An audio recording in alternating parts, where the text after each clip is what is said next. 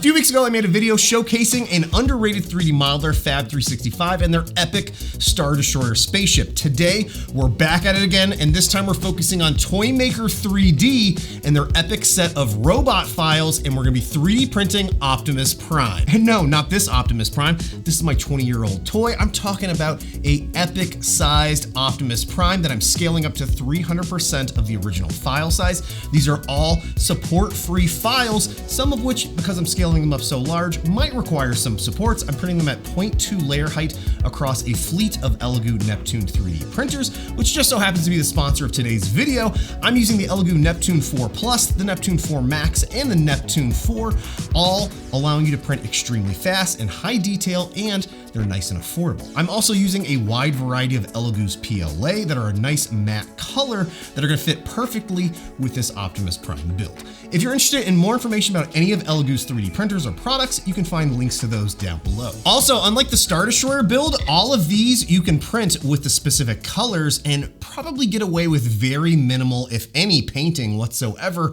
for this project. Now, there are 77 parts that you're gonna need to 3D print, and as I mentioned, most of them you don't need to use supports for. However, since I was scaling this up to 300% scale, there were a few files that I needed to apply some supports to.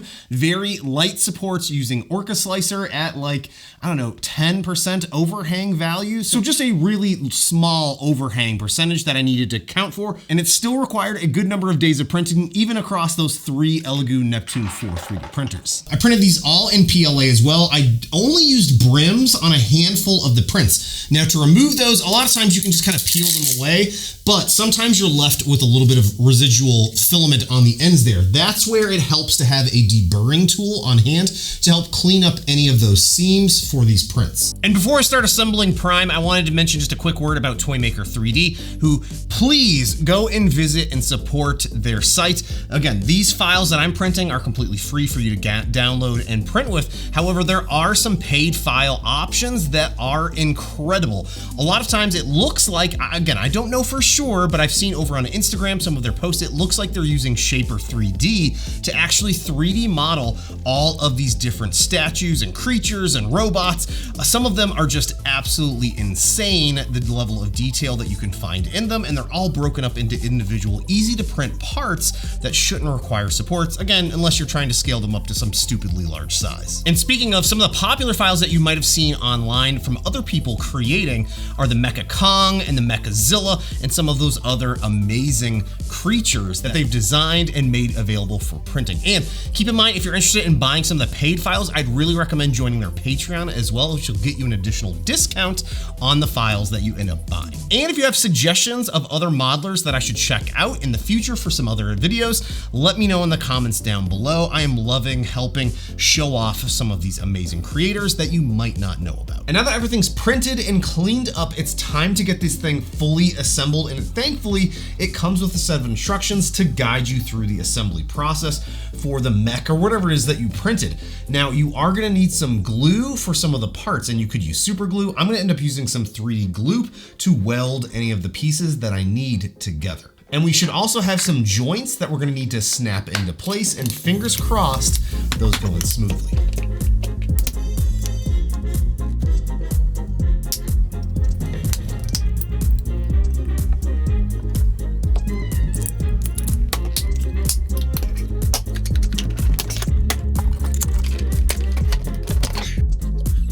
And here's our assembled Optimus Prime. This thing is huge and amazing, but one issue that I anticipated running into is that the joints aren't exactly stiff, so I can't really pose him that well without the arms kind of flailing, or the legs, just in general, the joints aren't holding in place. So what I'm gonna end up using is some nail polish. This is the clear coat or top coat that you can find at most drugstores or grocery stores.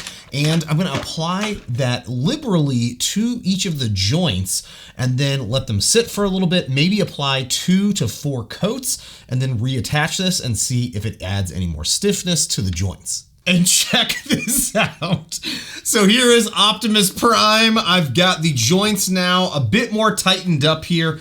They're still not perfect by any means. I ended up using a whole bottle of clear nail polish to tighten up these joints here over the course of, I don't know, an hour or so of applying some layers, letting it cure and dry. It's definitely a good bit better than what it was before. I think based on a recommendation from One Oak Customs, who I originally saw posted about his huge Optimus Prime and mentioned that over in a DM that they went and scaled up some of the joints ever so slightly because they scaled up the figure.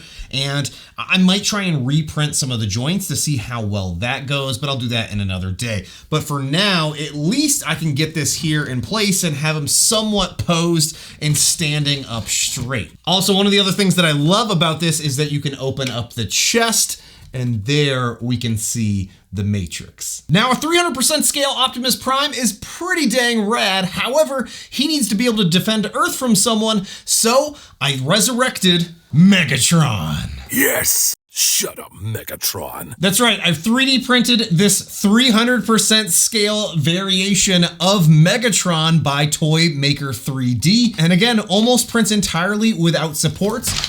Oh my God. And just like Optimus, this was printed at 300% of the original scale, prints almost entirely without supports, and has all those same crazy articulation points with lots of different accessory options to outfit this. Again, the biggest problem that I'm having right now is because I've scaled this up, the joints are just so loose. Even after applying another whole bottle of nail polish lacquer, it's still pretty loose in the joints. So I think I'm gonna try and reprint those to see if I can make that a little bit tighter here, or maybe I just need to look into applying something else to help thicken up those joint areas. If you have any suggestions, let me know in the comments below. Also, I swear every once in a while, I hear these guys talking. I also printed a massive throne for Megatron, which is another free accessory for the file that ToyMakr3D had designed, and I printed this over on the Neptune 4 Max and the Neptune 4 Plus. Now, in order for this to print, I ended up having to slice it up ever so slightly in Orca Slicer, and one thing that I did to help print this and minimize the amount of material that I was using and really speed up the process, because it was printed all in under 24 hours, which was really crazy. I added a print modifier to the bottom half of the throne. This is going to allow me to add no top layers to the very top portion of this print. So I'm not printing something that I really don't need or I'm going to be able to see, and I can just nest the other part and weld those together with 3D glue. And the reason why I needed to do that is because on some of the details on the side of the throne, if I had no top layers, it would have printed with gaps on those sections of those details. I also printed this at 0.32 layer height with that 0.4 nozzle, and I'm pretty impressed with how clean this printed. And unfortunately, I can't quite get Megatron to sit properly in the throne. I'm not quite sure if it must probably user error with how I installed some of the parts, where he's just not able to bend forward fully. Actually, he just split in half. There's also energon cubes that you can print as well as part of all this. It's just a never-ending rabbit hole of amazing files. If you're interested in printing these for yourself, I'll have links to it down below. I also want to say a huge thank you to all my Patreon supporters for your continued support, me making content here on the interwebs. If you're interested in things like my 3D printer settings that I used for this project, you'll find those linked down below. And let me know what you think about this, or if you have any other suggestions on how I can tighten up the joints for these massive prints. But I am absolutely in love with them, and they're going to be so much fun to have on display in my studio. Hey, thanks so much for watching, all, and I'll see you next time. Bye now. I feel great. Like I just stepped off the Cybertronian assembly line. Where are we? Oh no, you're here too? Apparently so. I function. What type of dungeon is this? Look at all this stuff. Whoa, is that a giant Star Destroyer? Who is this guy? That looks like a Magneto. Magneto's helmet. What's this guy's obsession with Magneto? I don't know.